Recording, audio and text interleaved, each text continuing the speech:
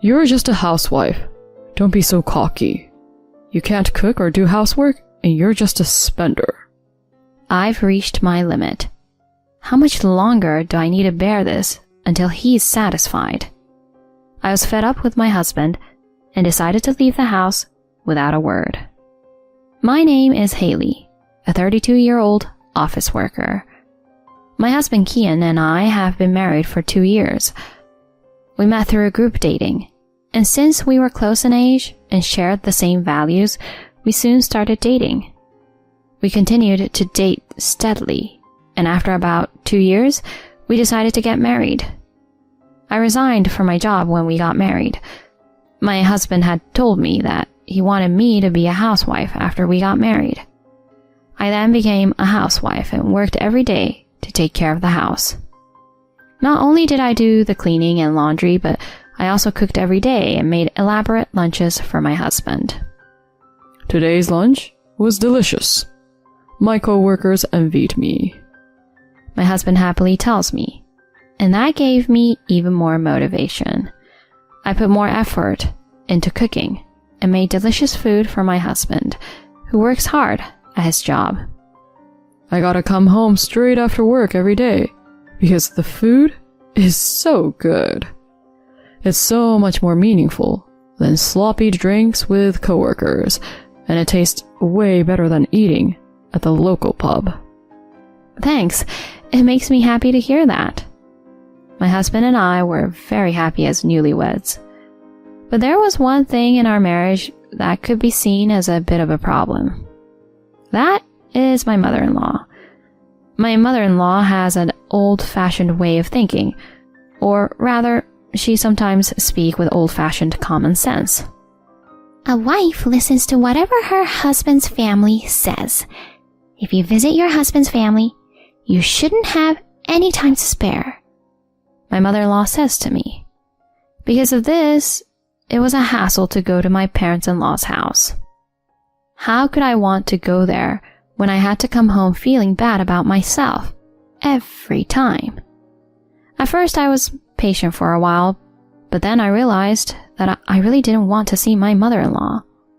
I get a stomachache every time before we leave for their place. So lately, I've been telling them I'm not feeling well and asking my husband to visit them alone.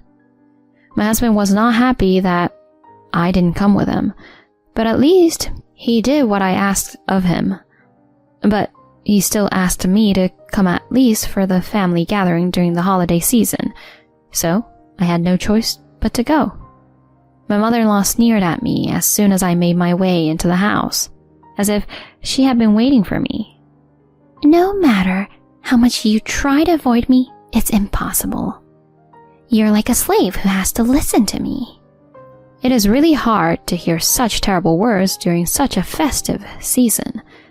And since a huge number of people come to the family gathering, not to mention the preparation, it is very hard to refill the drinks during the party and clean up afterwards. My mother-in-law makes me bear a lot of the burden. Therefore, I could not take a rest, but rather it was the busiest day of the year. In addition, she has been pressuring me to have a baby as soon as possible. Even though it was only once a year, I was extremely stressed. So I decided to talk to my husband about not wanting to attend a family gathering this year. My husband gave me a very disapproving look. What? You can't stand it for just one day? Stop acting like a baby. You're my wife and you married into my family. Normally, I'd expect you to follow me there without a word. But even if you say that, your mother bullies me for just being there. And how exactly does she bully you? She always attacks me with her words. The other day, she kept asking me if she'll be able to see her grandchild soon. It's only natural that she wants me to have children as soon as possible, since we haven't had any yet. That's not what I meant. It's the way she says it that's pressuring me. I think you're taking it the wrong way. Maybe you're a little too sensitive. No way. I was very sad that my husband didn't take my side. He and I started talking less and less, and it became awkward. He's been working a lot of overtime for a while now, but lately he's been working overtime and coming home late every day. I think that's his way of avoiding me. But then we found out that I was pregnant. I was happy to be pregnant, but the timing of the pregnancy was a little concerning. If my husband and I hadn't been in the middle of a fight, I would have been more pleased. But maybe this would be a good opportunity for me to reconcile with my husband.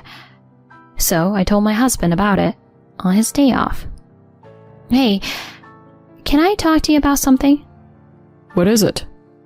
My husband was surprised to hear me talking to him out of the blue, but he turned his head to listen to what I had to say. I'm pregnant. What? I think we're having a baby. Really? I wondered how my husband would react. I looked at him anxiously. He looked at me in surprise, with widely opened eyes. You're really pregnant? Yes, I am. That's amazing. You're finally pregnant. I guess that means we're going to be parents then. My husband just smiled and said that. I'm glad he's happy about it. I'll tell my mom right away. And with that, my husband contacted my mother-in-law. Mom says congratulations too. I was happy to hear that from my mother-in-law. I felt like I had done my part as a daughter-in-law. No, more than that, I was very happy that my husband and I were able to reconcile and have a child. After that, my relationship with my husband was back to normal. We have normal conversations and the awkwardness has completely disappeared. Even so, my husband seems to be quite busy at work and seems to be working a lot of overtime. But we are going to have a baby now, so we have to spend more and more money, and I am grateful that he is working hard. I spent my days thinking that way. As my bump gradually got bigger and bigger, my morning sickness got worse. I didn't think it would get this bad, so it was much harder than I expected. So there were days I had to lie down all day long. My husband was worried about me in the beginning. Are you alright? Should I make some instant noodles for you? Saying this, he would cook something simple for me. That helped for a while, but little by little, his attitude changed. I'm sorry, I'm not feeling well today. Can you prepare something by yourself? What? Again? Haley, you're kind of spoiling yourself too much, aren't you? You do realize I'm coming home tired from work. You say you are feeling well, but you've stayed home the whole time. And you couldn't even cook dinner for me? Even so, I was too sick to talk back. I didn't have the energy. I'm sorry. All I could do was apologize. I felt like my trust in my husband had diminished again. After that, I tried to cope with the situation by putting some leftover dishes in the freezer so that I could defrost them and prepare a meal even if I was feeling sick. And so, I finally gave birth to a healthy baby girl. Oh, it's a girl. She's so cute. My husband looked happy to see his baby. I was a little disappointed at some points during the pregnancy, but I knew that if he could be a good father to her, that would be enough. My husband and I named our daughter Lisa. Lisa was so sweet. She was like an angel. And after I got out of the hospital, I went home with her. And that's when the whole parenting thing started.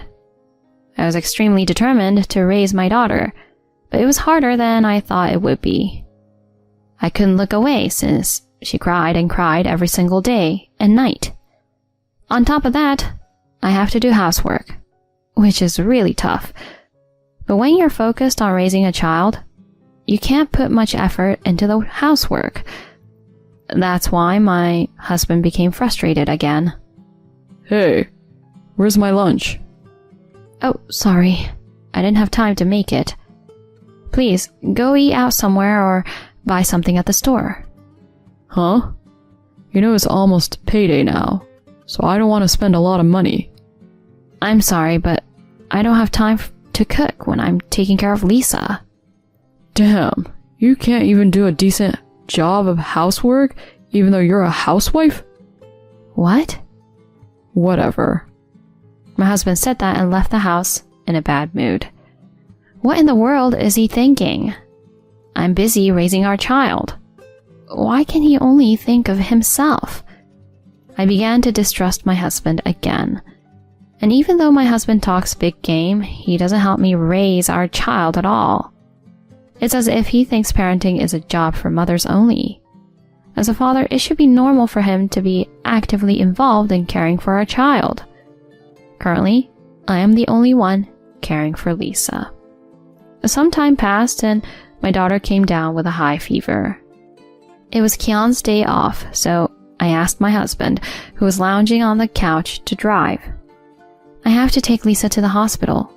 Could you please start the car? When I said this, my husband looked extremely irritated. I don't want to. It's my day off. Why don't you drive? Then who's going to carry Lisa? Are you coming with me? No. I don't want to wait in the hospital and catch a cold or something. I can't believe that you would say that as her father. How could you be so uncooperative when your daughter has a fever? Aren't you worried? A fever happens all the time. It's not a big deal. You're making it sound like it's a big deal. Just get out of here and go. I called a cab and hurried to the hospital, as I thought that I couldn't expect anything more from my husband. The doctor took a look at her and her fever went down, so I was happy. Relieved, I took my daughter home. Then, I found that my husband was nowhere to be found. I wondered where the hell he had gone without following me to the hospital. But the first thing I had to do was to put my daughter to bed. I concentrated on taking care of my daughter while cooking dinner in between. But even by nightfall, my husband had not returned home. I wondered if he was out drinking somewhere. If he was, that would be a real terrible move. I ate dinner alone, feeling extremely irritated with my husband. In the end, he didn't come home until 2 a.m. I wanted to yell at him then and there, but that would wake up my daughter. I had to let her rest and sleep for now, so I held it together. The next day, her fever was gone, and she was feeling much better. She seemed to be eating well, which was good. I was very relieved, but I realized that there was still something important to do. I was waiting for my husband to wake up when he came sleepily into the living room in the early afternoon. Good morning. Well, good afternoon would be more like it. Yeah. He was so sleepy that he didn't seem to be able to think straight enough to notice my sarcasm. Where were you yesterday? You were gone when I got home, and I don't think you got home until after 2 a.m. My friend invited me over for drinks. You went out for drinks when your daughter had a high fever? When I said that, he must have finally realized that he was being accused, because he glared at me. Then what? Am I not allowed to do that? You're the one who's taking her to the hospital, so it doesn't matter. Besides, from what I can see, Lisa's fine already. You're always making such a big deal out of things. Oh man, my head hurts. You're really ticking me off. What the hell? You're such a bad father. What? You're just a housewife. Don't be so cocky. You can't cook or do housework and you're just a spender. You're not a good mother either, let alone a good wife. Being accused like that, I had reached my limit. How much longer do I need to bear this until he's satisfied? I was fed up with my husband and decided to leave the house without a word. I immediately went to my room and started to pack my belongings. Hey, what are you doing? He followed me and yelled at me, but I ignored everything. Hey, where are you going? Ignoring his questions, I picked up my daughter and headed for the front door. Hey, Answer me. Don't you dare ignore me. I continued to ignore my husband's yelling and left the house. I headed straight to my parents' house. My husband kept calling, but I didn't answer any of his calls. When I arrived, my parents welcomed me warmly.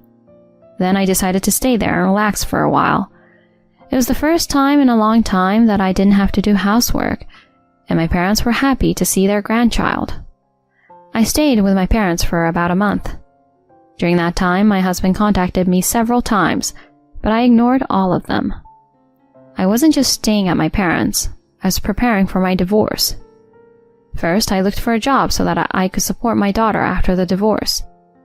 Then I heard from a former colleague that my former boss had started a company and was looking for new employees because it was starting to take off. I knew the boss well, so I contacted him right away and he offered me a job. And so, I was prepared with my job. I had one more thing in mind. I was preparing to investigate my husband's infidelity. He always said he was working overtime, but somehow I knew he wasn't. The last time our daughter had a high fever and he had gone out drinking, I suspected that he was having an affair with another woman. That's what I thought, so I asked the detective agency to investigate. And my hunch was right. My husband was indeed having an affair, and he had brought her into the house after I had left. I consulted a lawyer with these evidences. He told me that if I had all this evidence, I could get a divorce on my husband's grounds. And when I was ready, I returned to the house where my husband was. What the hell have you been doing? You're a housewife. You're not supposed to leave the housework to me, you stupid. He was about to badmouth me when my husband noticed that my father was behind me. Oh, I didn't notice you there. Is there something inconvenient if I'm here with her? And what's with your attitude? Have you always been that coercive toward my daughter? Oh, no, it's just that she didn't come home for a month and I got a little emotional. My husband shrunk as he hunched his shoulders inwards. He's always been a weak man, so when someone as dignified as my father is around, his bravado instantly disappears. I'm actually here to divorce you. What? Divorce? My husband was surprised that I got right to the point. Why are you saying this out of the blue? It's not out of the blue. Have you forgotten what you've done? You've been horrible to me, and most critically, the affair. What? I have photos here that prove it. I said that and scattered the photos. Oh, when did you... My husband rushed to pick them up. You can't get away with this. I'm divorcing you and filing for alimony and child support. When I said that, he became defiant and talked back to me. You've got to be kidding me. I won't accept child support. I'll be taking my daughter with me. What are you talking about? Of course I'm taking her. You don't have a job. You're too financially weak. I'll take her and my parents will raise her. Then there'll be someone to take care of her all the time. No problem. So I won't have to pay child support. You really suck. But unfortunately, I already got a job. It's a full-time job and the pay isn't that much different than yours. You're lying. You don't have to believe me, but I'm in a position where I could take her back. No problem. And since you're having an affair, I have the advantage. Oh no. We'll deal with the rest through our lawyers. I said this and took the rest of my belongings out with my father. My husband was slumped over with a pale face. I then divorced my husband through my lawyer and filed for alimony against him and the affair partner. I got custody of my child and was able to claim child support from my husband. My husband lost all credibility with his coworkers when his company found out about the affair. Because of this, he was transferred to a department where he will most probably never be promoted again. My husband was planning to remarry the woman he was having an affair with, but he was dumped because she was with him just for fun. And my mother-in-law could not forgive him for having an affair without helping to raise her grandchild, so she apparently cut ties with him. After that, my in-laws came to my parents' house and apologized to me, so although I haven't completely forgiven my mother-in-law, I accepted their apology. Then I started working hard while raising my daughter with my parents. My daughter is growing up so fast and has recently started to speak. I now live happily with my parents and daughter, and she makes my days happy and cheerful every day. So, her husband's attitude towards her was getting worse because he was having an affair. It's disgusting that he was behaving so badly and abusing her with words while having an affair.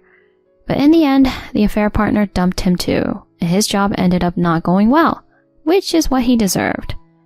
It will be tough for Haley to raise her child as a single mother from now on, but I hope she and her parents will work together to raise her child. Thank you for watching until the end. Please subscribe to our channel. See you in the next video.